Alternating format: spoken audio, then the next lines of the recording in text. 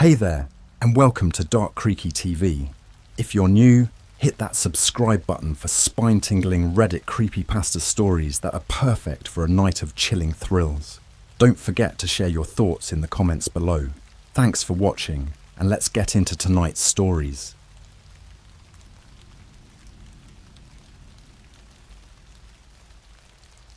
I called my dead grandpa through the Ouija board to help me find the lost treasure in the woods. He is the only one who knew about it. Hey Reddit, I've got a story that I need to get off my chest. It's messed up, so brace yourselves. This all happened about 6 months ago, but it's still haunting me. I'm going to tell you everything, and I hope by the end of it, I'll feel a bit lighter. So, a bit of background. My grandpa was a bit of an oddball. He was always into weird stuff, like UFOs and ghost hunting. When I was a kid, he used to tell me stories about a hidden treasure buried deep in the woods behind our house. He claimed it was something his grandfather had hidden during the Great Depression. Grandpa said he was the only one who knew its exact location, but he never told anyone before he died. A few months after he passed away, I became obsessed with the idea of finding that treasure. Life had been rough. I was broke, and the thought of stumbling upon a hidden stash of cash or gold was too tempting to ignore. I tried searching the woods on my own, but got nowhere. That's when I had the brilliant idea to use a Ouija board to contact Grandpa. Yeah, I know how it sounds, but desperation does weird things to you. I went online and bought a Ouija board. It arrived a few days later, and I wasted no time. I waited until it was dark, lit some candles, and set up the board in my living room. It felt ridiculous at first, but I pressed on. I placed my fingers on the planchette and started asking questions. For the first few minutes, nothing happened. I almost gave up, but then the planchette started to move. "Grandpa, are you there?" I asked, my heart pounding. The planchette slowly moved to yes. I felt a chill run down my spine. "Can you help me find the treasure?" I asked, my voice shaking.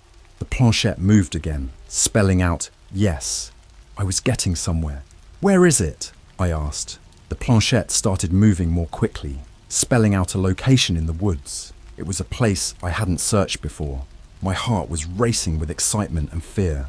I thanked Grandpa and ended the session, feeling a mix of dread and anticipation.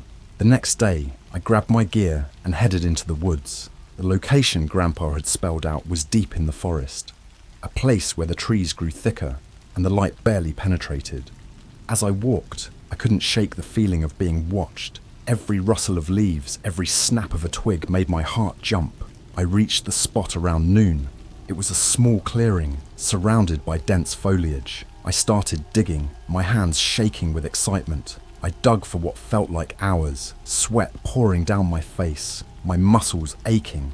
Just when I was about to give up, my shovel hit something hard. I dropped to my knees and started clearing the dirt with my hands. It was a small wooden box, old and weathered. My heart was pounding as I pried it open. Inside, there were old coins, a few pieces of jewelry, and a small leather-bound journal.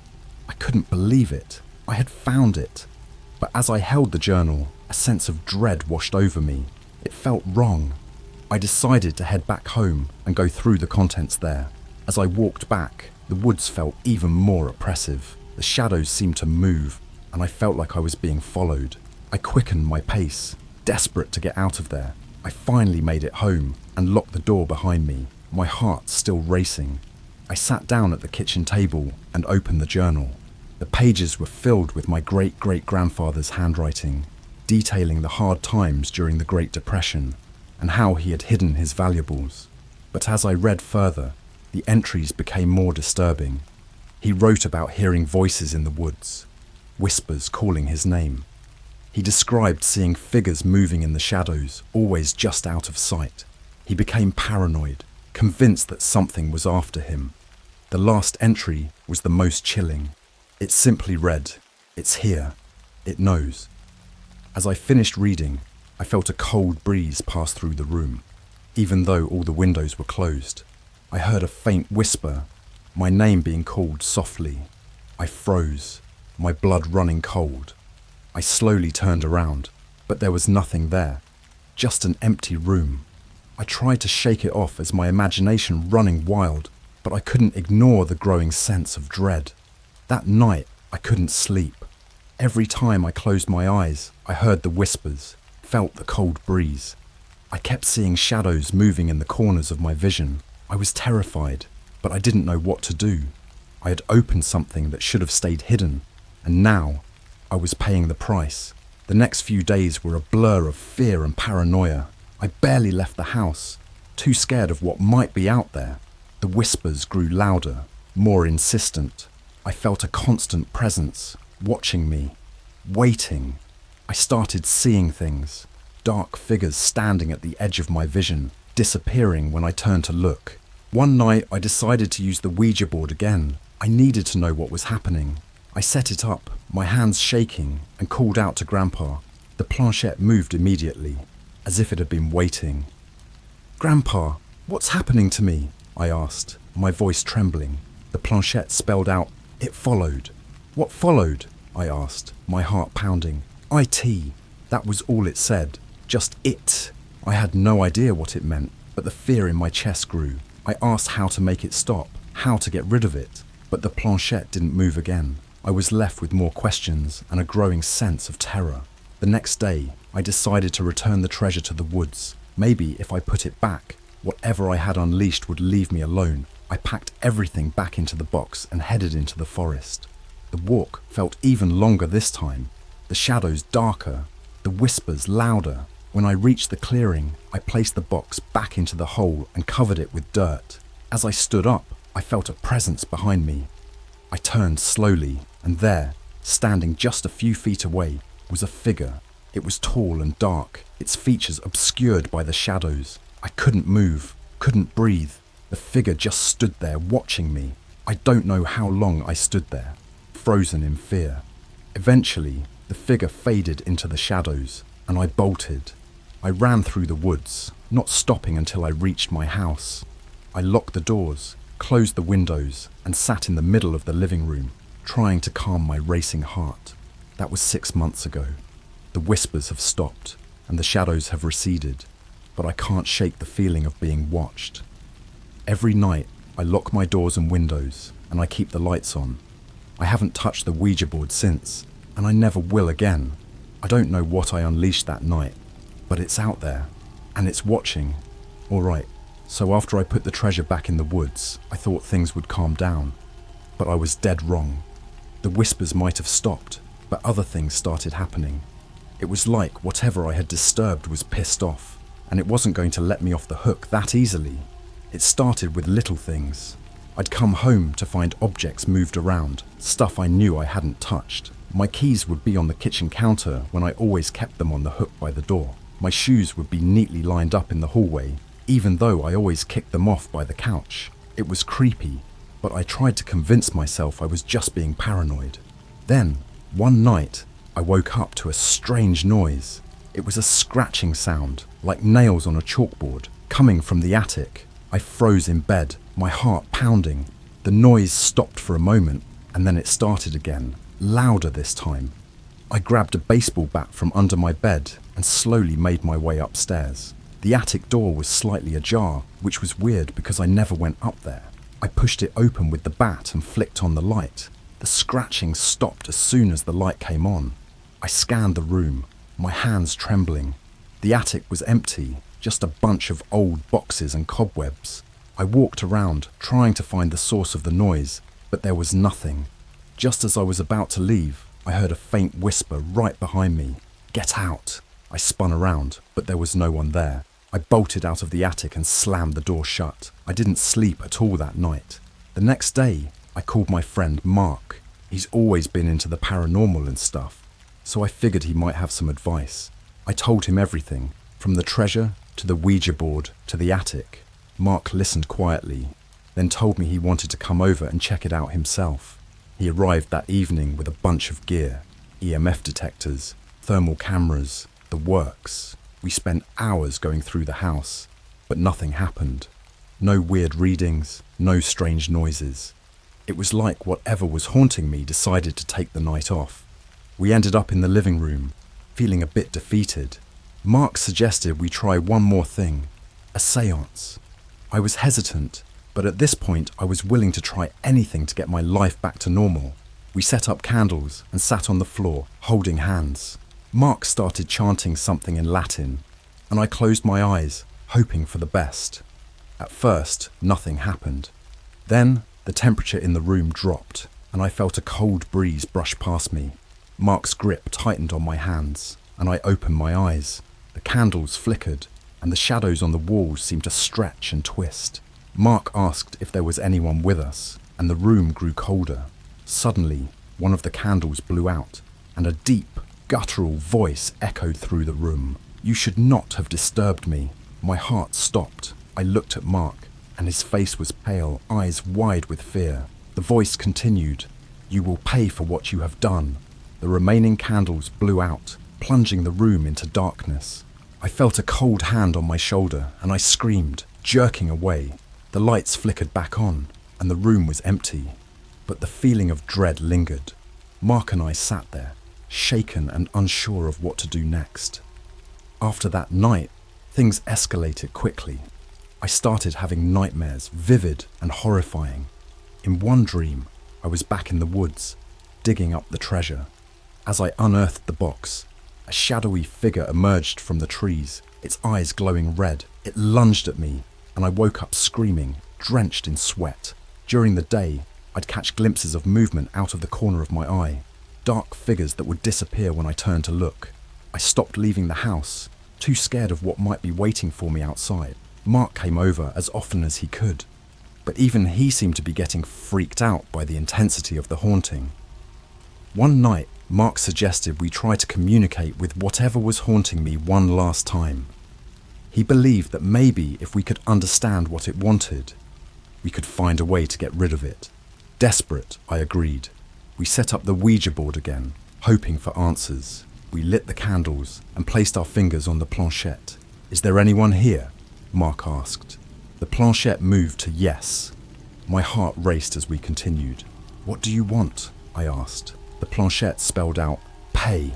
"Pay for what?" Mark asked. Disturbed, I felt a chill run down my spine. "How can we make it right?" I asked, hoping for a way out. The planchette moved slowly, spelling out, "Suffer." Before we could ask anything else, the candles blew out again, and the room was plunged into darkness. A cold, menacing laugh echoed around us, and I felt something cold and wet brush against my cheek. I screamed, jumping to my feet, and Mark quickly followed, fumbling for his flashlight. When the light finally clicked on, the room was empty, but the Ouija board was gone, vanished without a trace. Mark and I were done. We left the house that night, not caring where we went, just needing to get away. I ended up crashing at Mark's place for a few days, but even there, the nightmares continued. I felt like I was being hunted, constantly looking over my shoulder, waiting for the next attack. I knew I couldn't live like this, but I had no idea how to stop it. That's when Mark suggested something drastic. He knew a guy, an exorcist of sorts, who specialized in dealing with vengeful spirits. It sounded crazy, but at that point I was willing to try anything. We set up a meeting for the next day, hoping this guy could help us put an end to the nightmare. Meeting the exorcist was a last-ditch effort, but I was at the end of my rope. Mark drove us to a small, run-down house on the outskirts of town. The place looked like it hadn't seen a coat of paint in decades. We knocked, and a grizzled old man opened the door. He had a stern face and eyes that looked like they'd seen too much. He introduced himself as Father O'Malley, and without wasting time, he led us into a dimly lit room, filled with strange artifacts and religious icons. The air was thick with incense, and I felt a sense of unease just being there. Father O'Malley listened as I recounted everything, his expression never changing. When I finished, he nodded slowly. "You've brought something very dark into your life," he said, his voice gravelly. "This spirit, it's not just angry, it's malevolent." He explained that the spirit I had contacted was more than just a restless soul. It was something ancient and evil, awakened by my meddling. He said it wouldn't stop until it had consumed me completely. "What can we do?" Mark asked, desperation in his voice. Father O'Malley took a deep breath. "We must perform a ritual of cleansing, but it's dangerous. This entity will fight back and it won't be easy. You must be prepared for anything. I agreed, knowing I had no other choice. The ritual was set for that night. Father O'Malley gave us a list of items to gather: holy water, candles, salt, and a few other things I didn't recognize. Mark and I spent the day collecting everything, trying to keep our minds off what was coming. As night fell, we returned to the old house. Father O'Malley had set up a circle of candles in the living room, with strange symbols drawn in chalk on the floor. He instructed me to sit in the center while he and Mark stood outside the circle. The air was thick with tension, and I could feel my heart pounding in my chest. Father O'Malley began chanting in Latin, his voice strong and commanding. The candles flickered, and I felt a chill creep over my skin. The room grew darker, and I could sense the presence of something malevolent. The shadows seemed to pulse and writhe as if alive. Suddenly, the temperature plummeted, and I could see my breath in the air. The chanting grew louder, more intense. I felt a sharp pain in my chest, like icy claws digging into my heart. I gasped, clutching at my shirt, but Father O'Malley didn't stop. He continued chanting, his voice unwavering. The shadows in the room began to coalesce, forming a dark, shapeless mass. It hovered above me, radiating pure malice. I could hear whispers, voices overlapping, all saying the same thing: suffer. I screamed as the pain intensified, feeling like I was being torn apart from the inside. Mark shouted something, but I couldn't make out the words. Father O'Malley raised a vial of holy water and threw it at the shadow. The liquid sizzled and evaporated on contact, and the entity shrieked in rage. The shadows writhed and twisted, lashing out at Father O'Malley. He stood his ground, chanting louder, holding up a crucifix. The dark mass recoiled, but I could feel it pushing back, trying to break through the circle of candles. Just when I thought I couldn't take it anymore, there was a blinding flash of light. The entity let out a final, ear-piercing scream, and then silence. The candles flickered and died, plunging the room into darkness. I collapsed to the floor, gasping for breath. Father O'Malley helped me up, his face pale but determined. "It's not over," he said. "The spirit has been weakened, but it's still connected to you. We need to break that connection once and for all." He explained that the final part of the ritual had to be performed in the woods, where I had found the treasure. We had to cleanse the place where it all began. I felt a sense of dread at the thought of returning to those woods, but I knew it had to be done. We gathered our things and headed out, the night feeling colder and more oppressive than ever. The drive was silent, each of us lost in our thoughts. When we reached the edge of the woods, I could feel the malevolent presence growing stronger. It knew we were coming. Father O'Malley led the way, carrying a large bag filled with the ritual items. The forest was eerily quiet, and every step seemed to echo. As we neared the clearing, the air grew colder, and the shadows seemed to close in around us. We reached the spot where I had dug up the treasure, and Father O'Malley began setting up the ritual. He placed candles in a circle and drew more symbols on the ground. He handed me a small vial of holy water and told me to sprinkle it around the clearing while he chanted. I did as he instructed, my hands shaking. The shadows seemed to pulse with anger, and I could hear faint whispers all around me. The temperature dropped further, and I could see my breath in the air. As Father O'Malley's chanting grew louder, the shadows began to converge, forming the dark mass once more. It hovered above the clearing, radiating pure hatred. I could feel its eyes on me, boring into my soul. "Now!" Father O'Malley shouted, and I poured the remaining holy water onto the ground.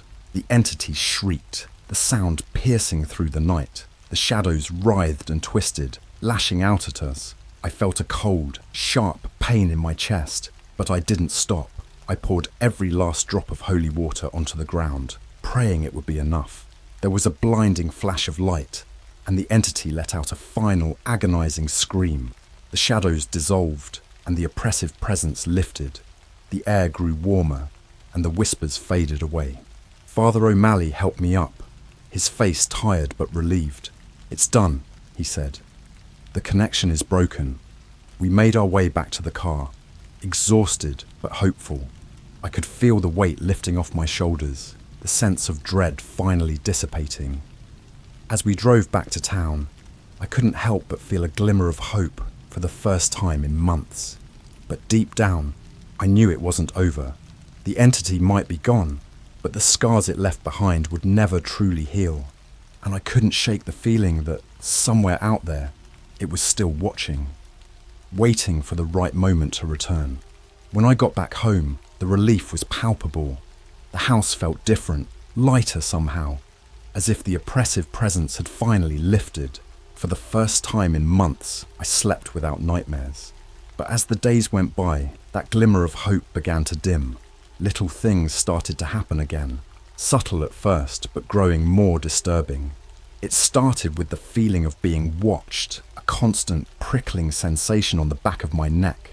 I'd catch glimpses of movement in my peripheral vision, shadows darting away when I turned my head. The oppressive atmosphere that had lifted briefly began to creep back in. One night, I woke up to the sound of whispers. They were faint, barely audible, but unmistakable. I lay in bed, my heart pounding, straining to make out the words. They were unintelligible, a jumble of voices overlapping each other. I tried to ignore them, pulling the covers over my head like a child, but the whispers grew louder, more insistent. I finally bolted out of bed. Unable to stand it any longer, I grabbed my phone and called Mark, my hands shaking. He answered groggily, but the fear in my voice woke him up instantly. I told him what was happening, and he agreed to come over the next day. Mark arrived in the afternoon, looking just as tired and stressed as I felt. We sat in the living room, the tension between us thick. He suggested we try one last thing, a cleansing ritual. It wasn't as intense as the one Father O'Malley had performed, but it might help. We gathered sage, salt, and a few other items Mark had brought. We started in the living room, burning the sage and spreading the smoke around, chanting a cleansing prayer. I sprinkled salt in the corners of each room, hoping to ward off whatever was lurking there. As we moved through the house, I couldn't shake the feeling that we were being watched. The shadows seemed to move on their own, and the whispers followed us from room to room. By the time we finished, I was a nervous wreck, but Mark seemed hopeful. "That should help," he said, though his eyes betrayed his uncertainty. That night, I tried to relax, convincing myself that the ritual had worked, but the sense of unease lingered. I fell into a fitful sleep, plagued by dark, fragmented dreams. In one, I was back in the woods, the shadows closing in around me. I could hear the whispers, louder now, almost deafening. I saw the dark figure standing among the trees, its eyes glowing red. I woke up drenched in sweat, my heart pounding. The whispers were still there, faint but persistent. I couldn't take it anymore. I grabbed my keys and left the house, needing to get away, to clear my head. I drove aimlessly for hours, the streets empty and silent. I ended up at a 24-hour diner, where I sat in a booth, nursing a cup of coffee and trying to make sense of everything. As I sat there, I noticed a man at the counter watching me. He was older, with a weathered face and piercing blue eyes. He got up and walked over to my booth, sitting down across from me without asking. I was too tired to protest. "You look like you've seen a ghost," he said, his voice gravelly but kind. I laughed bitterly. "Something like that." He studied me for a moment, then leaned in. "You've got a dark cloud hanging over you, kid. I've seen it before." I looked at him, startled. "What do you mean?" He sighed, looking around to make sure no one was listening. "I used to be a priest, saw some things that would make your hair turn white. I can tell when someone's been touched by something evil." I felt a chill run down my spine. "Can you help me?" He nodded slowly. "Maybe, but it won't be easy, and it might not be safe." Desperation clawed at me. "I'll do anything." He leaned back, considering. "All right, meet me here tomorrow night. We'll see what we can do." The next day crawled by. I felt like I was walking through a fog, everything muted and distant. The whispers were louder, more insistent. I could feel the dark presence growing stronger, feeding off my fear. When night fell, I returned to the diner. The old priest was waiting for me, a small bag at his feet. He nodded as I sat down. "Ready?" he asked. I nodded, my throat dry. We drove to a secluded spot outside of town, an old abandoned church that had seen better days. The air was thick with the smell of decay, and the windows were boarded up. The priest led me inside, lighting candles and setting up a makeshift altar. He explained that we needed to perform a binding ritual to trap the entity and sever its connection to me. He warned me that it would be dangerous, that the spirit would fight back. But I had no choice. The ritual began with chanting, the old priest's voice strong and commanding. He drew symbols on the floor with chalk, forming a protective circle around me. The air grew cold, and the shadows seemed to pulse with anger. I could hear the whispers growing louder, more agitated. Suddenly, the temperature plummeted, and a fierce wind whipped through the church. The candles flickered and died, plunging us into darkness. The whispers turned into screams, deafening and filled with rage. I could feel the entity closing in, its malevolent presence almost tangible. The priest chanting grew louder, more urgent. He threw holy water into the air, and the entity shrieked in fury. I felt a cold, clawed hand on my shoulder, and I screamed, trying to shake it off. The shadows writhed and twisted, lashing out at us. "Hold on!" the priest shouted, his voice barely audible over the din. I closed my eyes, focusing on the priest's voice, trying to block out the screams. The pain in my chest intensified, and I felt like I was being torn apart. But I held on, praying for it to end. There was a blinding flash of light, and the screams reached a crescendo before abruptly stopping. The air grew still, and the oppressive presence lifted. The candles flickered back to life, casting a warm glow over the room. The priest slumped to the floor, exhausted but alive. I crawled over to him, my body trembling. "Is it over?" I asked, my voice barely a whisper. He nodded weakly. "It's bound. It won't trouble you anymore." Relief washed over me, and I collapsed next to him, tears streaming down my face. The nightmare was finally over. But as I sat there, I couldn't shake the feeling that it wasn't truly gone, that somewhere in the darkness it was still watching, waiting. After the binding ritual, life slowly started to regain some semblance of normalcy. The whispers stopped, and the oppressive presence in my house seemed to dissipate. I could finally sleep through the night without waking up drenched in sweat, haunted by nightmares. But despite the apparent calm, a lingering sense of unease clung to me. The old priest, Father Brennan, kept in touch, checking on me periodically. He gave me some advice on how to protect myself and my home. Keep salt lines at all entrances, burn sage regularly, and avoid anything that could attract negative energies. I followed his instructions meticulously, desperate to ensure the entity never returned. Weeks turned into months, and the horrifying events started to feel like a distant memory. I went back to work, reconnected with friends, and began to rebuild my life. But deep down, I couldn't shake the feeling that it was all too good to be true. One evening, as I was getting ready for bed, my phone buzzed. It was a text from Mark. "You okay? Haven't heard from you in a while." I smiled, reassured by his concern, and texted back, "Yeah, doing better. Thanks for checking in." I set my phone down and crawled into bed, feeling a sense of normalcy that I hadn't felt in a long time. Just as I was drifting off to sleep, I heard a faint sound. At first, I thought it was my imagination, but then it grew louder. A soft, rhythmic tapping, like someone knocking on a window. I sat up, my heart pounding. The sound was coming from downstairs. I grabbed the baseball bat I kept by my bed and crept down the stairs, my pulse racing. The house was dark and silent, except for the tapping. I followed the sound to the living room, where the window was slightly ajar. My breath caught in my throat. I knew I had locked that window. I slowly approached, gripping the bat tightly.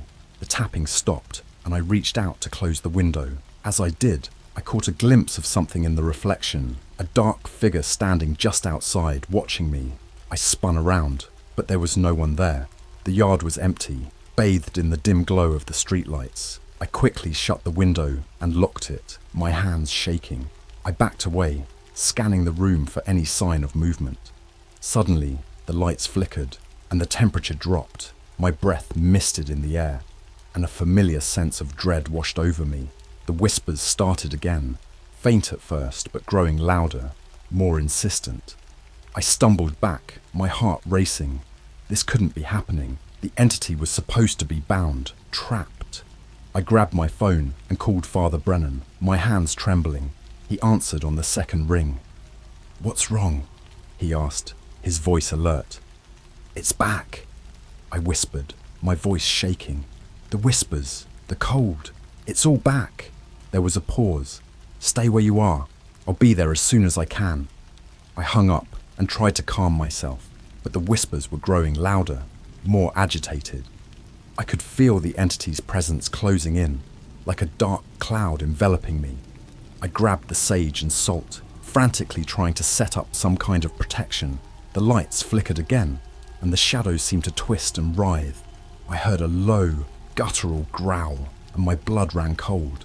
I turned to see the dark figure standing in the hallway, its eyes glowing red with malevolent intent. I screamed and backed away, throwing salt at the figure.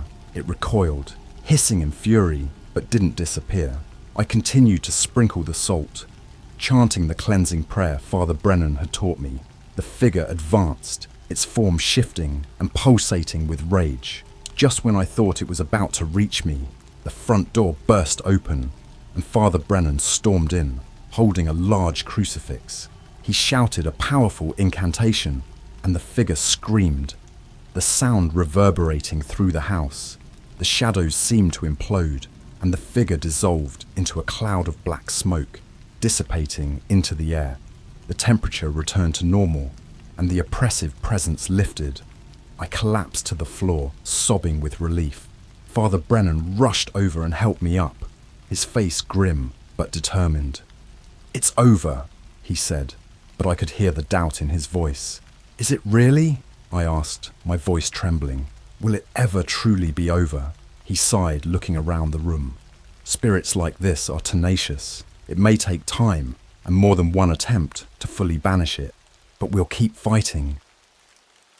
In the days that followed, Father Brennan and I performed several more cleansing rituals, each one seeming to weaken the entity's hold.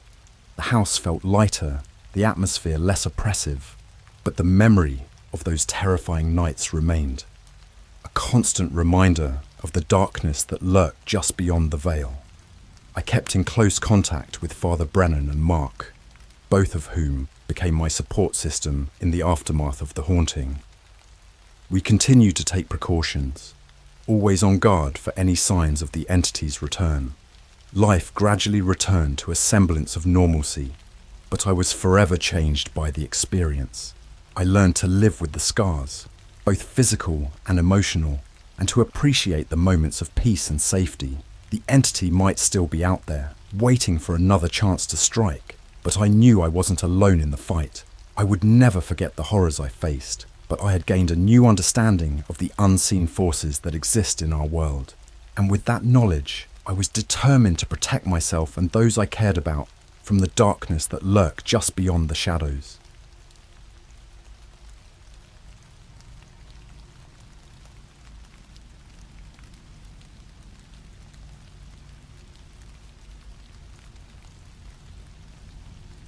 Ouija board helped me to connect with aliens, alright?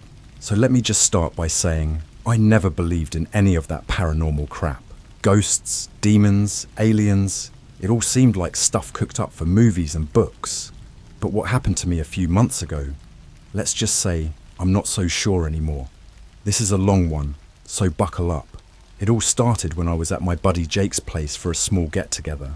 Jake's always been the life of the party, and his place is where everyone went to unwind. It was a typical Friday night. Some beers, music, and the usual banter. But that night, Jake had something different planned. He pulled out this old, dusty Ouija board he found in his attic. We all laughed it off, thinking it was just another one of his pranks. Little did I know, that stupid board was going to mess up my life. We gathered around the coffee table, dimming the lights to set the mood. There were 5 of us: Jake, his girlfriend Emily, our friend Mike, his new girl Lisa, and me. Jake, being the idiot he is, was all giddy about it, Emily was a bit skeptical but played along. Mike and Lisa were already tipsy, so they were down for anything. I was just there for the laughs. Jake explained the rules, half jokingly, half seriously. No taking your hands off the planchette, no asking stupid questions, and definitely no laughing, he said, pointing his finger at me. We all placed our fingers on the planchette and started moving it in circles, just like the instructions said. At first, nothing happened. We kept asking random questions, mocking the whole process. But then, things started getting weird. The planchette moved, and I don't mean a little nudge. It slid across the board with a force none of us were putting into it. We all looked at each other, nervously laughing it off. Jake asked, "Is there anyone here with us?" The planchette slowly moved to yes. Emily squealed, and I swear she almost took her hands off the planchette. We asked the usual questions. What's your name? How did you die? All that stuff. The answers were vague, nothing too creepy, until Mike, in his drunken bravado, asked, "Can you show us a sign?" The planchette spelled out, "Look." Now, Jake's living room has this big window that looks out into the backyard. It's usually dark as hell out there, since he doesn't have any outdoor lights. But when we turned to look, we saw something. It was faint at first, just a small light. We thought it was a reflection, maybe a car passing by. But the light grew brighter, hovering just outside the window. Jake, always the curious one, got up to check it out. "Dude, sit down," I said, but he was already at the window. As he peered outside, the light disappeared. He shrugged and sat back down, but we were all on edge.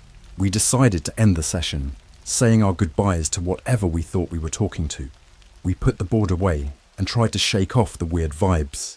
But as the night went on, things got stranger. The lights flickered, and the room grew colder. I brushed it off as a power issue and too many beers, but deep down, I felt uneasy. I left Jake's place around midnight. The walk to my car felt longer than usual, and the shadows seemed to move in ways I couldn't explain.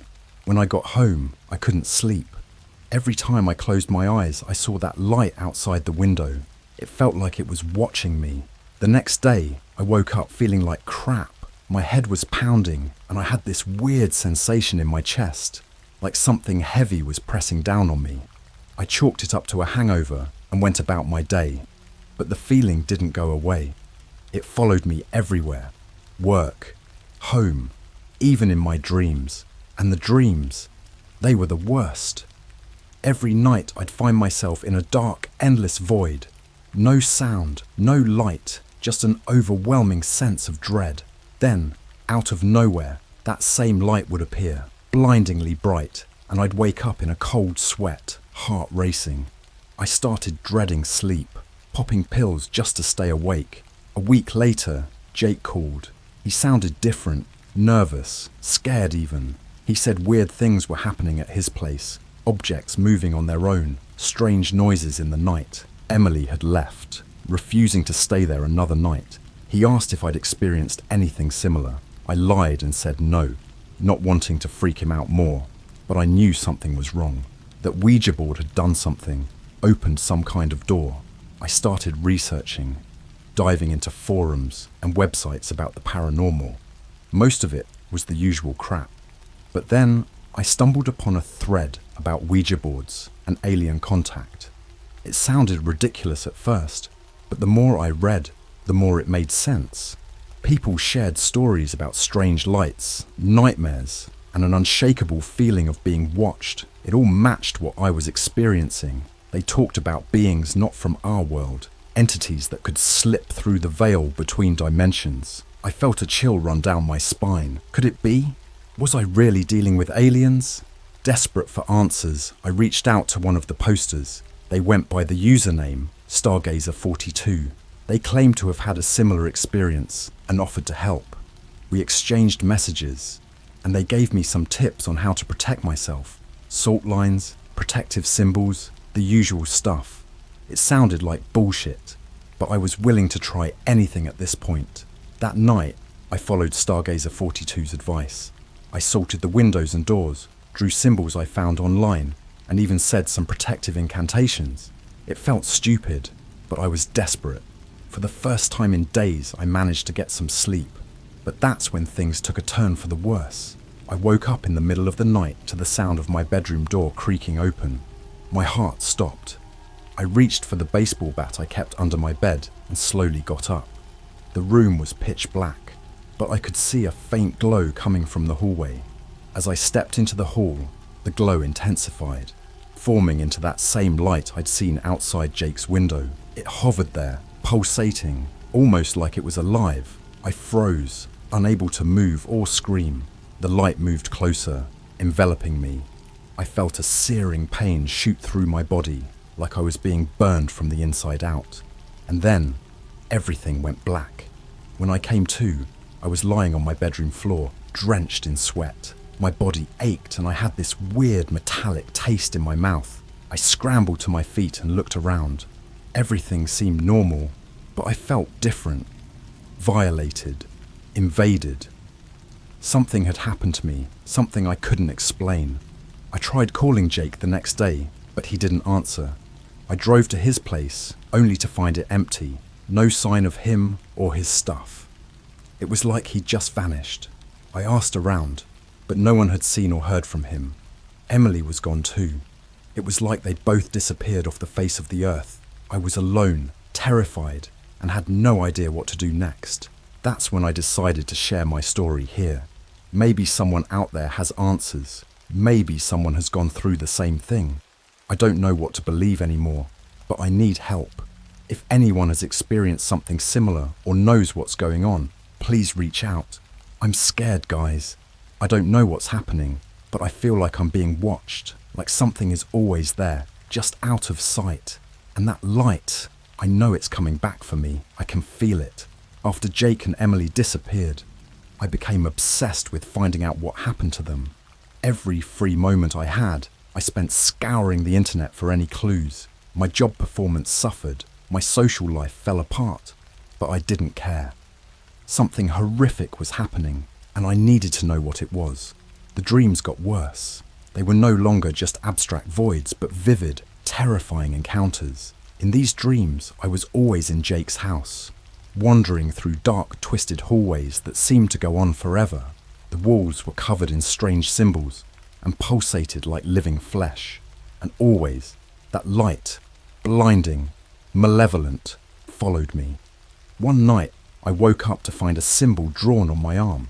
It was the same one I had seen in my dreams, a crude, circular mark with intricate lines radiating from the center. My skin burned where the mark was, like it had been branded onto me. I tried scrubbing it off, but it wouldn't budge. Panic set in. I felt like I was losing my mind. I reached out to Stargazer 42 again, desperate for more help. They suggested I visit a local paranormal expert, someone who could offer more hands-on assistance. The idea of meeting a real-life ghost hunter or whatever seemed insane, but I was out of options. They recommended a woman named Karen, who lived about an hour's drive from my place. Karen's house was exactly what you'd expect from a paranormal expert, creepy as hell. It was an old Victorian-style home, complete with creaky floors and dusty antiques. She greeted me at the door, a small, wiry woman with piercing blue eyes that seemed to look right through me. She didn't waste time on pleasantries. She led me straight to her study, filled with books and strange artifacts. I showed her the mark on my arm and told her about the Ouija board session, the light, the disappearances, and the dreams. She listened intently, occasionally nodding or jotting down notes. When I finished, she sat back and sighed. "You've opened a door that shouldn't have been opened," she said, her voice grave. "What you're dealing with isn't just a ghost or a demon. It's something much older, much more powerful." She explained that certain entities from other dimensions use symbols and lights to communicate and control. The mark on my arm was a sign that I had been chosen, marked by this entity for some unknown purpose. She said these beings could manipulate reality, bending it to their will. And once marked, there was no easy way out. I felt a cold dread settle in my stomach. "So what do I do?" I asked, my voice barely above a whisper. Karen handed me a small, leather-bound book. This contains rituals and protections that might help. It's ancient, so be careful with it. Follow the instructions to the letter, and it might keep you safe." I thanked her and left, clutching the book like a lifeline. That night, I followed the first ritual. It involved burning herbs and chanting in a language I didn't understand. The air grew thick with a smell of smoke and something else, something metallic. I felt a presence in the room, a cold, suffocating force that pressed down on me. But I kept going, desperate for some semblance of protection. After what felt like hours, the ritual ended. The room felt lighter, and the oppressive presence lifted. For the first time in weeks, I slept without nightmares. But it was a short-lived reprieve. The next day, I woke up to find my apartment trashed. Furniture overturned, pictures shattered, and that symbol, the one on my arm, was drawn all over the walls. I felt a wave of nausea wash over me. It was like the entity was mocking my efforts, showing me how powerless I was. I tried calling Karen, but her number was disconnected. I drove back to her house, but it was empty. Abandoned like no one had lived there for years. Panic set in. It felt like my last hope had vanished into thin air. The attacks intensified. The light began appearing, not just in my dreams, but in my waking life too. I'd see it out of the corner of my eye, hovering in mirrors, reflections. Even in the eyes of strangers, it was always there, watching, waiting. One night, as I sat in my living room, the light appeared in the middle of the room. This time, it didn't stay at a distance. It moved towards me, enveloping me in its blinding glow. I felt myself being lifted off the ground, weightless, suspended in that terrible light. Voices filled my head, whispering in languages I couldn't understand. My body convulsed, pain radiating from every nerve. I tried to scream, but no sound came out. It felt like I was being torn apart from the inside. And then, just as suddenly as it began, it stopped.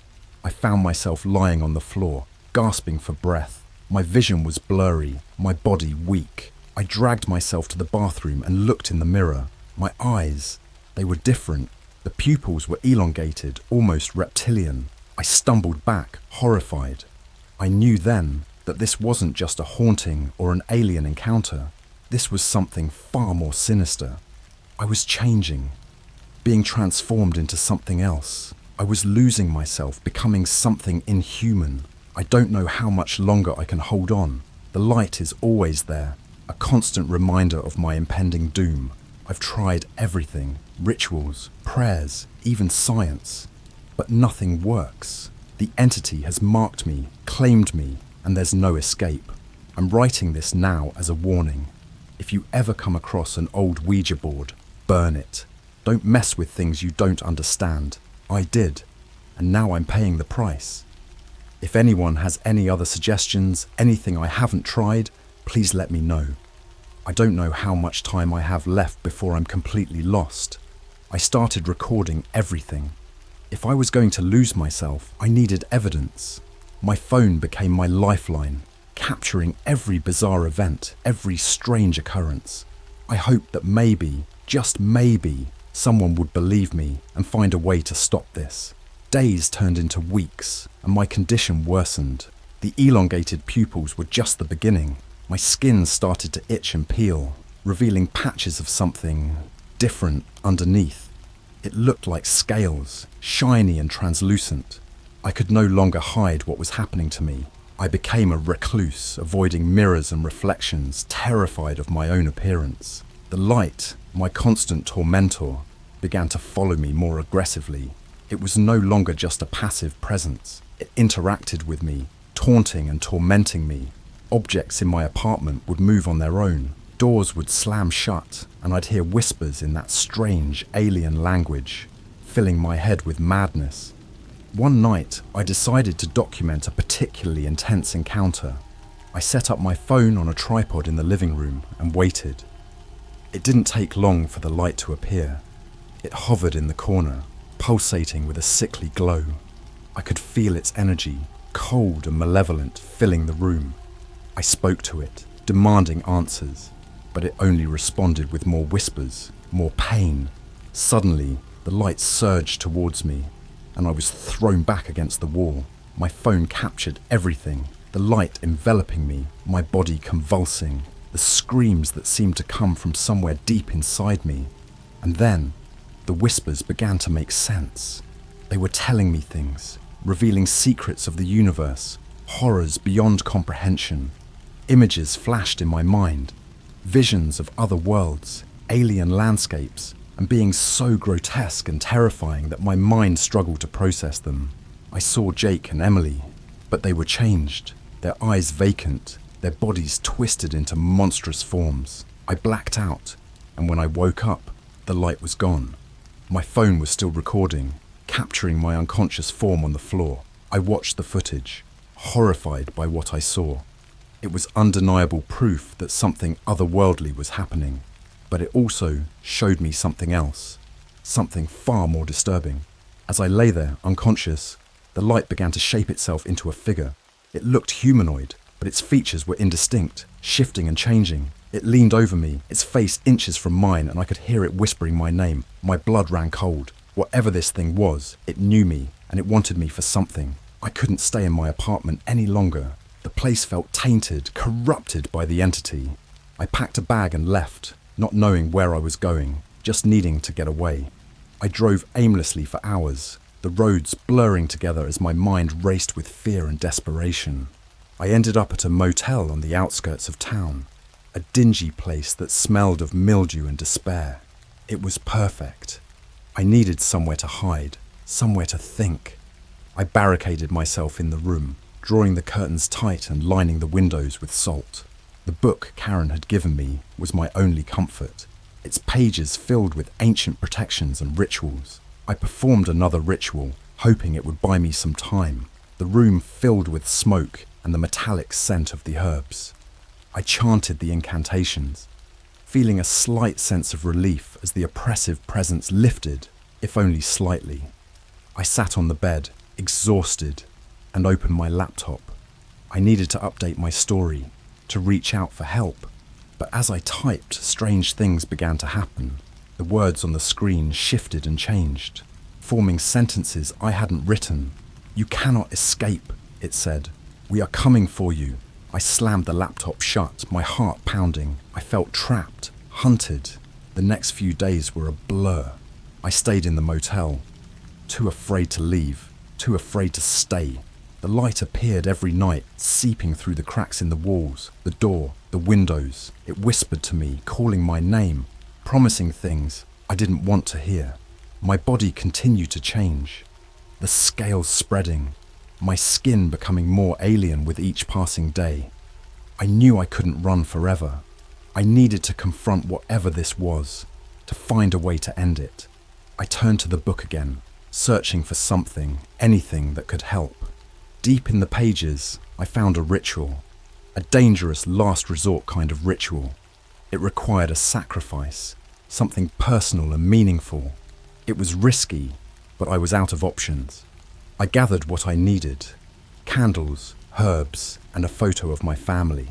The thought of them gave me strength, reminded me of who I was fighting for. I set up the ritual in the center of the room, placing the photo at the heart of the circle. I began the incantation, feeling the air grow thick and heavy around me. The light appeared almost immediately, furious and violent. It surged towards me, but this time I stood my ground. I held the photo tightly, chanting louder, pouring all my fear and desperation into the words. The light enveloped me, the pain unbearable, but I didn't stop. I couldn't stop. And then something incredible happened. The light began to change, its intensity dimming, its color shifting from a sickly yellow to a soft blue.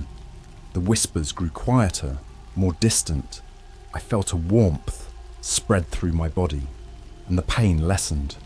The scales on my skin began to recede, the mark on my arm fading. I collapsed to the floor, exhausted but relieved. The light was still there, but it was different now, less threatening, almost protective. It hovered around me, its glow gentle and soothing. I didn't know what had changed, but I felt a sense of hope for the first time in weeks. I knew this wasn't over. The entity was still out there, and it would come back. But I had bought myself some time, and maybe, just maybe, I had found a way to fight back. I needed to find Jake and Emily, to save them if I could. I needed to uncover the truth about the Ouija board and the beings it had connected us to. I packed my things and left the motel, determined to find answers. The road ahead was uncertain and dangerous, but I had no choice. I was in too deep, and I couldn't turn back now. Whatever lay ahead, I would face it head on. The search for Jake and Emily became an obsession. I couldn't shake the feeling that they were still out there, somewhere, trapped in the same nightmare I was trying to escape. I started retracing our steps, looking for clues.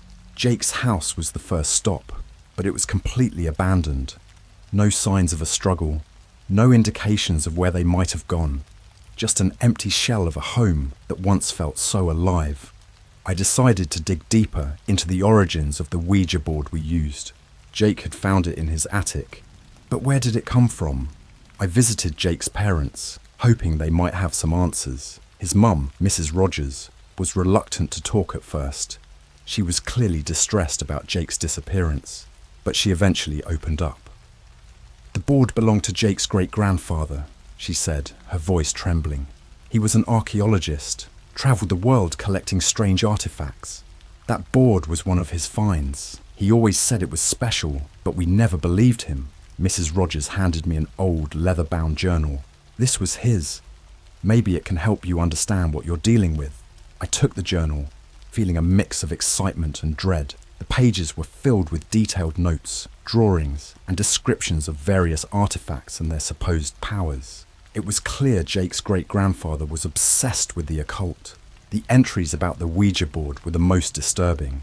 According to the journal, the board was ancient, predating any known civilization. It was used as a tool to communicate with beings from another dimension, entities that existed beyond our understanding of reality. I spent hours poring over the journal, trying to piece together the puzzle. The more I read, the more I realized how dangerous the board truly was. It wasn't just a toy. It was a gateway, a bridge between worlds. And we had opened it without knowing the consequences. One entry stood out. It described a ritual, similar to the one Karen had told me about, but more detailed. This ritual could supposedly close the gateway and banish the entities back to their own dimension. It required a special ingredient, blood from someone who had been marked by the entity. I knew what I had to do. I needed to perform the ritual, but first I had to find Jake and Emily. They were marked, just like me. If I could find them, we could do it together and end this nightmare once and for all. I followed every lead I could find, talking to anyone who might have seen them. I tracked down old friends, co-workers, even visited hospitals and morgues, fearing the worst. It felt like searching for a needle in a haystack, but I couldn't give up. Every night, the light would appear, a constant reminder of what was at stake. One night, as I was driving back from yet another dead-end lead, my phone buzzed. It was a message from an unknown number. "I have information about Jake and Emily. Meet me at the old factory outside town. Come alone." My heart raced. It could be a trap, but I was desperate. I drove to the factory, a derelict building that had been abandoned for years. The place was creepy as hell, but I didn't care. I had to find them. I parked my car and approached the entrance, the cold night air sending chills down my spine. The factory was dark, its broken windows and crumbling walls giving it an eerie atmosphere. I stepped inside, my flashlight cutting through the darkness. "Hello?" I called out, my voice echoing through the empty space. "I'm here. Where are you?" A figure stepped out of the shadows. It was Mike, Jake's friend from the Ouija night. He looked worse than I did, gaunt, pale, with dark circles under his eyes. He approached me slowly, his movements almost mechanical. "Mike, what the hell happened to you?" I asked, relief and fear mixing in my voice. "They're here," he whispered, his eyes darting around nervously. "Jake and Emily, they're different now. The light, it changed them." "Where are they?" I demanded. Mike pointed deeper into the factory. "Follow me, but be careful. They're not the same anymore." We walked through the dark corridors, the silence broken only by the sound of our footsteps. Mike led me to a large room at the back of the factory. There, in the dim light, I saw them. Jake and Emily, but they were barely recognizable.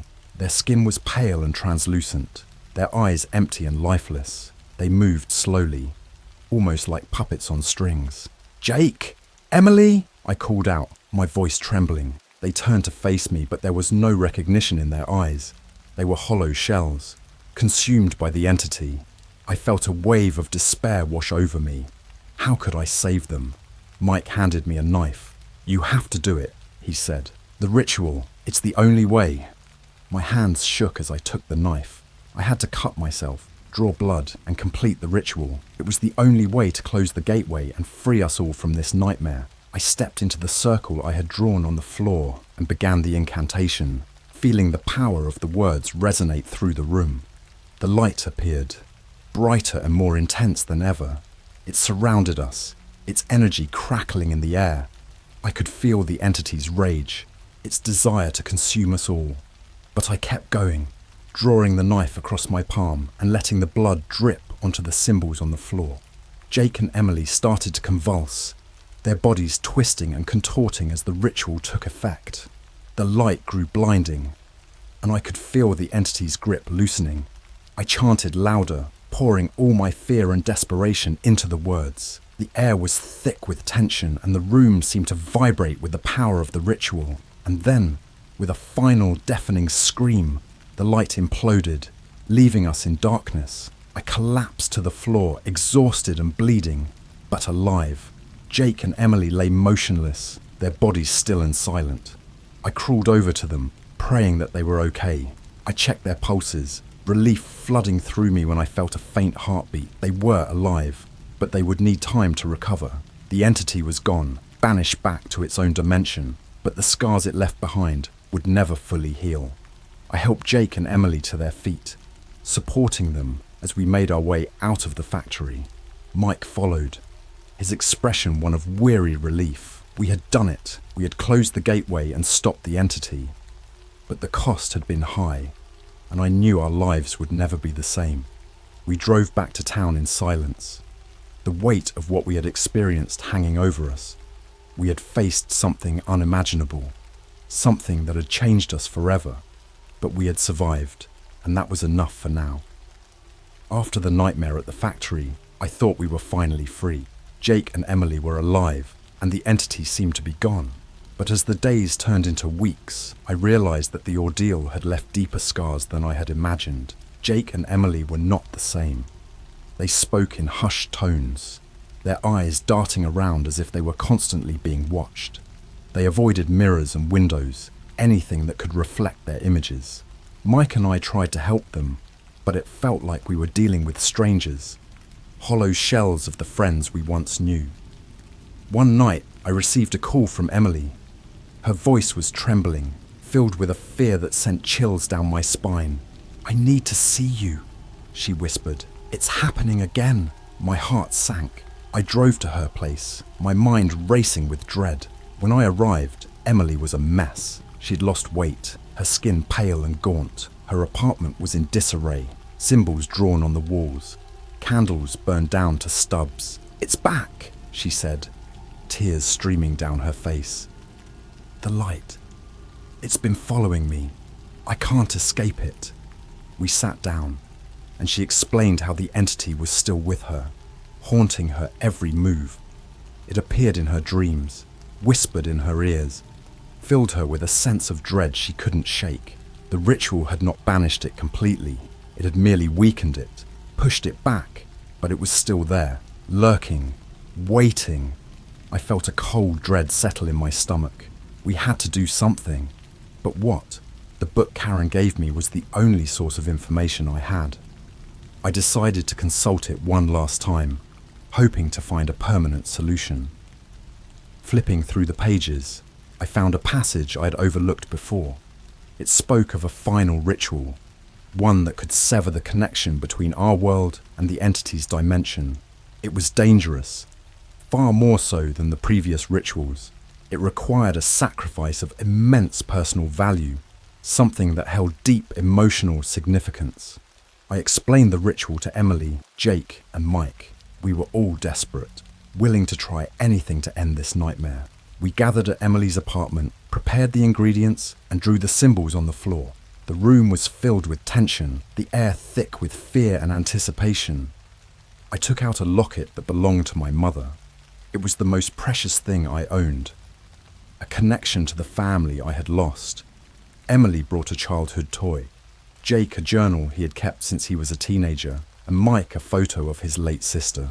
We placed our items in the center of the circle and began the incantation. The room grew cold, the light flickering as we chanted. The entity's presence was palpable, its anger and malevolence filling the space. The light appeared, brighter and more furious than ever. It surged towards us, but we held our ground, continuing the ritual. As the incantation reached its climax, the items in the center of the circle began to glow. The light intensified, enveloping the objects. And then there was a blinding flash. We were thrown back, the room shaking as if it was about to collapse. When the light finally faded, the room was silent. The symbols on the floor had disappeared, the candles extinguished. Our items were gone, consumed by the ritual. We sat there, breathless and exhausted, hoping it was over. Days passed, and for the first time in months, there were no nightmares, no whispers, no signs of the entity. We cautiously returned to our lives, trying to rebuild and move forward. Jake and Emily slowly started to recover, their haunted expressions fading with time. Mike and I stayed close, supporting each other through the aftermath. But the peace was fragile. I couldn't shake the feeling that something was still watching, waiting. I became hyper-vigilant, constantly on edge, fearing the entity's return. It was a paranoia that I couldn't escape, a reminder of the darkness we had faced. One evening, as I was sorting through my things, I found a note tucked into the pages of Karen's book. It was in her handwriting, a final message. The entity cannot be destroyed, only contained. You have pushed it back, but it will always seek a way to return. Be vigilant, protect the gateway, and remember, you are never truly alone. The words sent a shiver down my spine. The fight was not over. The entity was still out there, waiting for an opportunity to break through. I had to be ready, always. We continue to live our lives, but the scars remain. The ordeal has bonded us in ways we never imagined, a shared trauma that will forever haunt us. We know now that the supernatural is real, and there are things in this world beyond our understanding. The Ouija board had opened a door we could never fully close. This is our reality now, a life forever touched by the unknown. We survive, but we are changed. We live with the knowledge that there are forces beyond our comprehension, forces that are always watching, always waiting. If you ever come across a Ouija board, heed my warning. Burn it, bury it, do whatever you must to avoid its curse. Some doors are meant to stay closed.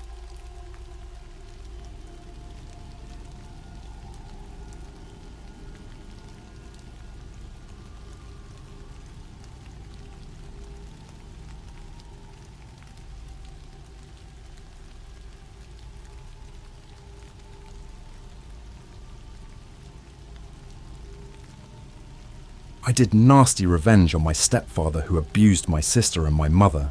Hey everyone, I've been lurking on this sub for a while, but today I need to get something off my chest. It's a long story and it's not pretty. I need to talk about what happened to me, my sister and my mum, and the revenge I took on the man who made our lives a living hell. Strap in because this isn't your typical feel-good tale. So, I guess I should start by introducing myself. I'm Jack, 25 now, but this all started when I was around 15. My mum, Sarah, had been a single mother for as long as I could remember. She worked 2 jobs to keep a roof over our heads and food on the table. Things were tough, but we had each other. My sister, Emily, was only 8 at the time, the sweetest kid you'd ever meet. Our lives changed when my mum met John. At first, he seemed like a decent guy. He was charming, helped out around the house, and for once, I saw my mum smile again, but it didn't take long for the cracks to show. John was a monster hiding behind a friendly face, and we were about to see his true colours. It started with little things. John would criticise my mum for the way she dressed, the meals she cooked, or the way she cleaned. He'd belittle her in front of us, and I could see the hurt in her eyes, but she'd brush it off, saying he was just stressed from work. I didn't buy it, but I didn't know what to do. Then came the drinking. John would come home late, reeking of booze, and his temper would be out of control. One night, I heard shouting from their bedroom. I crept to the door and listened, heart pounding. I heard the sickening sound of flesh hitting flesh, followed by my mum's muffled cries.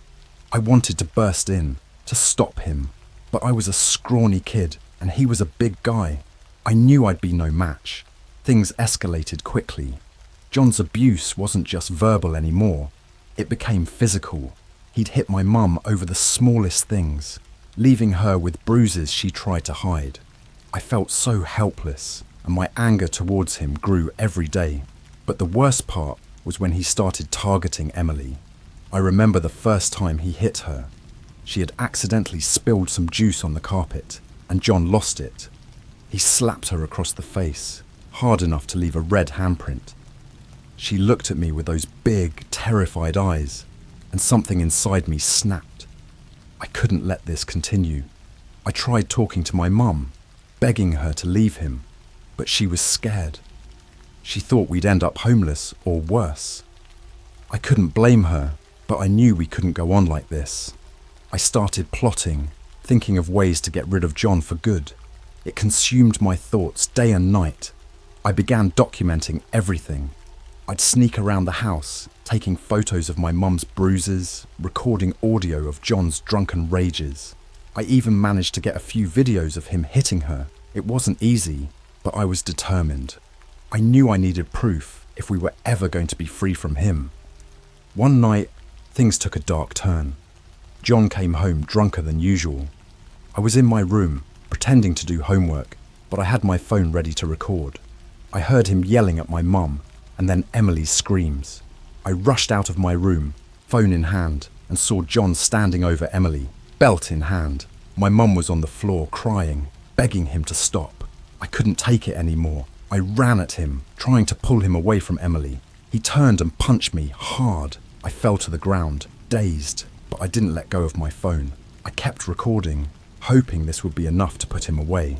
After what felt like an eternity, John staggered back, muttering curses under his breath. He went to his room and slammed the door. I helped my mum and Emily up, tears streaming down my face. I showed my mum the recording and she broke down.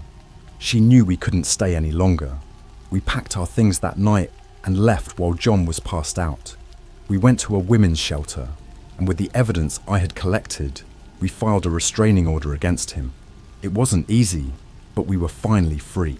But freedom came with a price. We were constantly looking over our shoulders, afraid he'd find us. My mum was a shell of her former self, and Emily had nightmares for months. I knew I had to do something more. I needed to make sure John would never hurt us again. That's when I started planning my revenge. I knew where he hung out, the bars he frequented, and his routines. I spent weeks following him, learning his habits, and then I made my move. But that's a story for part 2. If you've made it this far, thanks for listening. This is just the beginning, and things are about to get much darker. Stay tuned. The days following our escape were some of the hardest. We were safe at the shelter, but the fear never left us. I couldn't focus on anything else. Not school, not friends, nothing. My mind was consumed with thoughts of John and what he might do if he found us, and I knew he would try. Guys like him don't just let things go. I could see it in my mum's haunted eyes and the way Emily clung to her at night. I spent most of my time devising my plan. I knew I couldn't just rely on the restraining order to keep us safe. John had friends in shady places, and the system was far from foolproof. I had to take matters into my own hands. John had a routine, and he was too arrogant to change it. He frequented a couple of dive bars on the outskirts of town, places where the police presence was minimal and the patrons kept to themselves. I knew these places well enough from my reconnaissance missions. I started hanging around those bars, staying out of sight, observing him. I had grown a bit since that first confrontation. I was stronger, angrier, more determined. One night, I saw my opportunity. John was at his usual spot, the Rusty Nail, already a few drinks in. I slipped inside, keeping to the shadows, and watched him from a corner booth. I had a plan, but it required patience. I had to wait for the right moment. John got up, swaying slightly, and headed to the bathroom. I followed, my heart pounding. The bathroom was a filthy, dimly lit place, perfect for what I had in mind. I waited until he was at the urinal, then quietly locked the door behind us. "Hey, John," I said, my voice steady, but my hands shaking. He turned, confused at first, then recognition and anger flashed across his face. "You little shit," he slurred. "What the hell are you doing here?" I didn't give him a chance to react further. I swung the crowbar I had hidden under my jacket, hitting him square in the ribs. He doubled over, gasping for air. I hit him again, this time aiming for his knees. He collapsed to the floor, cursing and groaning. "You ruined our lives," I said through gritted teeth, swinging the crowbar down onto his shoulder. "You hurt my mum, my sister, and you think you can just get away with it?" I could see the fear in his eyes now, mingled with the pain. He tried to crawl away, but I was relentless. Every swing of the crowbar was a release of the rage I'd bottled up for years. I didn't care about the blood splattering on my clothes or the sound of bones breaking. In that moment, I wanted him to feel every ounce of the pain he had inflicted on us. When he was nothing more than a whimpering heap on the floor, I stopped. My arms ached and I was out of breath. I looked down at him, my chest heaving. He was barely conscious, his face a bloody mess. I knelt down, grabbing his hair, forcing him to look at me. "If you ever come near my family again, I'll finish what I started. Do you understand?" I growled. He nodded weakly, his eyes wide with terror. I let go of him, wiped the blood off the crowbar, and left the bathroom, making sure to slip out the back door of the bar. My heart was still racing, but I felt a twisted sense of satisfaction. I knew I couldn't go back to the shelter that night. I didn't want my mum or Emily to see me like this, covered in blood and trembling with adrenaline. I found a cheap motel and crashed there, trying to process what I'd done. I knew there was no turning back now. If John reported the attack, I'd be in serious trouble. But something told me he wouldn't. He was too proud, too ashamed to admit that teenager had beaten him to a pulp. I hoped it was enough to keep him away. The next day, I went back to the shelter. My mum noticed the cuts and bruises on my hands, but didn't ask questions. She knew better. Emily was just happy to see me, and I held her tight, promising myself I'd do whatever it took to keep her safe. For a while, things were quiet. John didn't come after us, and I started to believe we might finally be free of him. But deep down, I knew it wasn't over. Men like John don't give up easily, and my revenge was far from complete. Part 3 is where things get even darker. Stay with me, because this story is just getting started. A few months went by, and life started to feel almost normal again. Mum found a new job, and we moved into a small apartment close to Emily's school. The wounds, both physical and emotional, began to heal. I kept my guard up though. I couldn't shake the feeling that John would come back. I started training, learning self-defense, lifting weights. I wanted to be ready for him. It was a quiet Thursday night when the darkness returned. I was in my room, working on an essay, when I heard a noise from the living room. It was subtle, like the sound of a window sliding open. My heart dropped into my stomach. I grabbed the baseball bat I kept under my bed and crept towards the living room. What I saw froze me in place. John was there, standing in the middle of our living room, a twisted grin on his face. He looked rough, with a black eye and a split lip. My handiwork from that night at the bar. He had a knife in his hand, and my mum and Emily were huddled on the couch, terror in their eyes. "Miss me?" he sneered, his eyes locking onto mine. "Get out," I said, trying to keep my voice steady. The bat felt heavy in my hands, but I was ready to swing it. John laughed, a cold, hollow sound that made my skin crawl. "Oh, I'm not going anywhere. You see, I've had a lot of time to think about what you did to me, and now it's time for payback." Before I could react, he lunged at me. I swung the bat, but he dodged it, slashing at my arm with the knife. Pain shot through me, but I didn't let go of the bat. I swung again, this time connecting with his shoulder. He staggered back, but he was relentless. He came at me again, and we crashed into the coffee table, sending splinters of wood flying. Mum was screaming, begging him to stop, but it only seemed to fuel his rage. He kicked me in the ribs, knocking the wind out of me.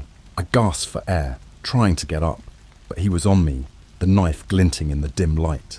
Just then, I heard Emily's voice. "Leave my brother alone!" She had grabbed a kitchen chair and was swinging it at John's back. It wasn't much, but it was enough to distract him. I took the opportunity to grab the knife hand, twisting it with all my strength until he dropped the blade. I scrambled to my feet, the bat forgotten. My only thought was to get my family out of there. "Run!" I yelled at my mum and Emily. They bolted for the door, and I followed, slamming it shut behind us. We didn't stop running until we reached the neighbour's house. They called the police, and within minutes sirens filled the air. John was arrested, but the damage was done. Our sense of safety was shattered once again. The police assured us that he'd be put away for a long time, but I couldn't shake the feeling of dread that lingered. That night, after the police left, I sat on the porch, staring at the stars. I knew I couldn't just rely on the law to keep John away. He was like a disease that wouldn't go away. I had to find a permanent solution. I spent the next few days researching. I found out that John had a shady past, connections with dangerous people. He had debts, enemies, people who wouldn't mind seeing him disappear. I decided to use that to my advantage. I reached out to one of his old friends, a guy named Marcus. Marcus was bad news, but he hated John with a passion.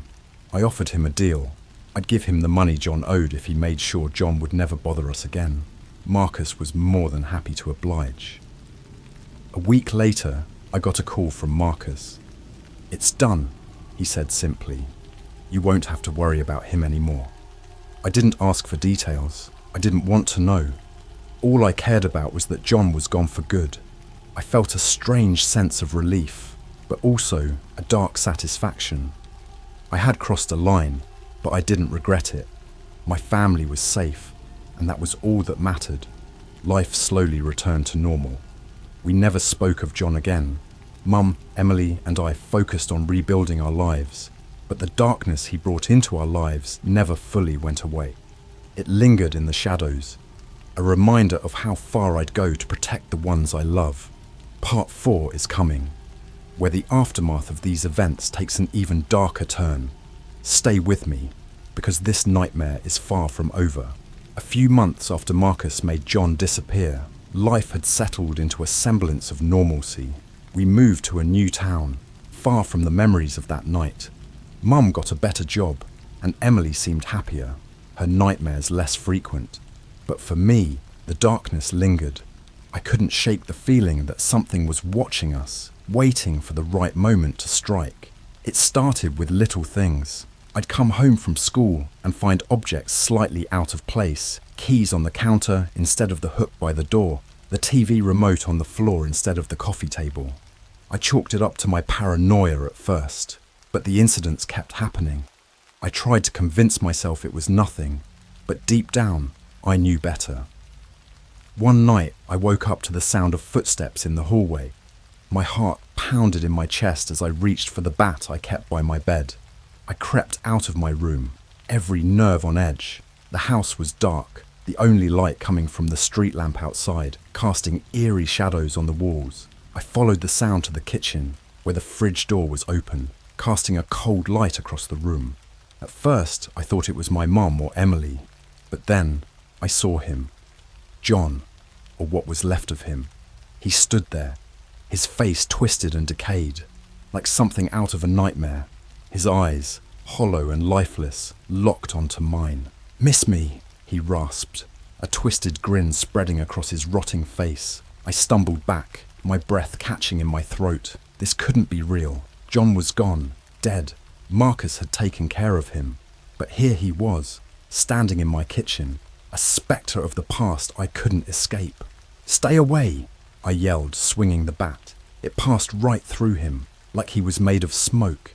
He laughed, a chilling sound that echoed through the house. "You think you can get rid of me that easily?"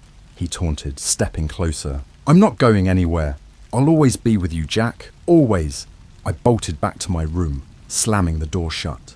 I could still hear his laughter, faint but persistent, as I huddled all under my covers.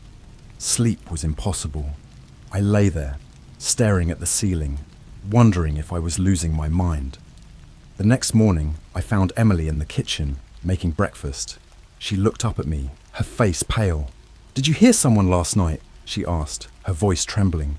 I nodded, trying to keep my composure. "Yeah, but it was just a bad dream. Don't worry about it." But it wasn't just a bad dream. The haunting continued. I'd see John's ghostly figure in mirrors, reflections in windows, always watching, always grinning. He'd whisper my name in the dead of night, his voice like nails on a chalkboard. I couldn't tell my mum or Emily. They'd think I was crazy. Hell, I was starting to think I was crazy. One night, things escalated. I was in the basement, looking for some old family photos, when the lights flickered and went out. I fumbled for my phone, using its flashlight to navigate. As I shone the light around, I saw him again, John, standing at the foot of the stairs, his eyes glowing with malevolent intent. "You can't run from me," he hissed, his voice echoing in the confined space. "You brought this on yourself." I backed away, my hands shaking. "What do you want from me?" I shouted. He grinned, his teeth sharp and menacing. "I want you to suffer, just like I did. I want you to know what it's like to live in fear." With that, he lunged at me. I screamed, swinging my phone like a weapon, but it was useless. His icy grip closed around my throat, and I felt a chill spread through my body. My vision blurred, and I thought I was going to die. But then, as quickly as it started, it stopped. The lights flickered back on, and John was gone. I was left gasping for air, the coldness slowly fading from my limbs. I knew I couldn't go on like this. John's spirit was bound to me, feeding off my fear and guilt. Desperate, I turned to the only person who might understand. I found Marcus and told him everything. He listened, his expression grave. "You've angered his spirit," he said. "You took revenge, but now he wants his." "What do I do?" I asked, my voice barely above a whisper. "There's only one way to get rid of a vengeful spirit," Marcus said, his eyes dark. "You have to face him, confront your fear. Only then can you break the bond." I didn't like the sound of that, but I had no choice. That night, I prepared for the confrontation. I set up candles around my room, hoping they'd offer some protection. I sat on my bed, waiting, knowing he'd come. And he did. As the clock struck midnight, John appeared, his form more solid than ever. "Ready to finish this?" he sneered. I stood, my heart pounding. "I'm not afraid of you anymore," I said, my voice shaking but resolute. "You can't hurt me." He laughed, a sound filled with malice. "We'll see about that." He lunged at me, but this time I stood my ground. I focused on the memories of my mum and Emily, their faces giving me strength. I reached out, grabbing his ghostly form, feeling the icy chill seep into my bones. "You're not real," I said, my voice steady. "You're just a shadow, a memory. You have no power over me." John's form flickered, his eyes widening in shock. "No!" he screamed, his voice fading. "This isn't over." But it was. With one final flicker, he vanished, leaving me alone in the room, the candles burning low. I collapsed onto my bed, exhausted but relieved. The haunting was over. Life gradually returned to normal. The house felt lighter, the shadows less menacing. I knew John was truly gone. The darkness he brought into our lives had finally lifted. I could sleep soundly for the first time in years, knowing my family was safe. But even now, sometimes, when the house is quiet and the night is dark, I can almost hear his voice, whispering from the shadows. And I remind myself that while the past may haunt us, it doesn't have to define us. Stay tuned for part 5, where the final chapter unfolds, revealing the lasting impact of these events and the true meaning of facing one's demons. The weeks following John's final disappearance were the most peaceful we'd had in years. The nightmares that plagued Emily subsided, and Mum started to regain a sense of normalcy. I too felt lighter, as if a heavy shroud had been lifted from my shoulders. But despite the newfound calm, a part of me remained vigilant, haunted by the possibility that John's spirit could return. One evening, a knock on the door shattered our sense of security. I opened it to find a stranger standing there, an older man with a worn, leathery face and eyes that seemed to have seen too much. "Jack?" he asked, his voice gruff. "Yeah, who's asking?" I replied, keeping the door partially closed. "I'm Father Daniels. I used to work with Marcus. He told me about your situation. May I come in?" Reluctantly, I let him in. He explained that he was an exorcist, someone who dealt with malevolent spirits. He'd heard about John's vengeful ghost and offered his help, free of charge. Desperation outweighed skepticism, and I agreed to his proposal. Father Daniels performed a cleansing ritual that night. He moved through the house, chanting prayers and sprinkling holy water. As he worked, he told us about the nature of vengeful spirits, how they thrived on fear and anger. He warned that the ritual might not be enough, that we had to be vigilant and strong-willed. Days turned into weeks, and for a while, it seemed like the ritual had worked. The atmosphere in the house was lighter, and the strange occurrences ceased. But one night, as I was finishing up some late-night studying, I felt a chill in the air. The hairs on the back of my neck stood up, and I knew John was back. This time, his presence was different. It was subtler, more insidious. Objects didn't move, and there were no ghostly apparitions. Instead, it was the sense of dread, the feeling of being watched. I could hear his whispering in my ear when I was alone, taunting me, reminding me of the darkness I'd faced. I confronted Father Daniels, desperate for a solution. "You said the ritual would work," I accused him. He shook his head, looking weary. "Some spirits are too powerful, too deeply connected to their victims. You need to confront the root of your fear. Only then can you truly be free." That night, I prepared for the final confrontation. I knew I had to face John head-on, to sever the bond once and for all. I waited until the house was silent, everyone asleep, and then I called out to him. "John, I'm not afraid of you anymore. Show yourself." The room grew cold, and there he was, standing in the corner, a twisted smile on his decaying face. "You can't get rid of me, Jack. I'm a part of you now," he sneered. I stepped forward, my voice steady. "You're wrong. You're nothing but a memory, a shadow. You have no power here." He lunged at me, but this time I was ready. I had a mirror in my hand, one of Father Daniel's tools. I held it up, reflecting his image back at him. John recoiled, his form flickering. "You see this?" I said, my voice filled with determination. "This is your true self, a reflection of the monster you were, and I reject you." John screamed, a sound filled with rage and despair. His form began to disintegrate, melting into the air like smoke. I felt the weight lifting, the room growing warmer. As he vanished, I felt a peace I hadn't known in years. I collapsed onto the floor, exhausted but triumphant. I knew he was gone for good this time. The next morning, I told Mum and Emily everything. They were relieved, but also proud of me for facing my fears.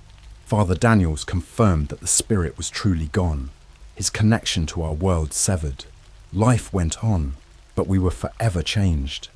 The experience left scars, but it also made us stronger. I knew that the darkness might always linger in the back of my mind, but I had learned to face it, to confront it head on. Years later, as I look back on those dark times, I realized that the true horror wasn't John's ghost, but the trauma and fear he inflicted on us. But we survived, and in the end, that made us stronger.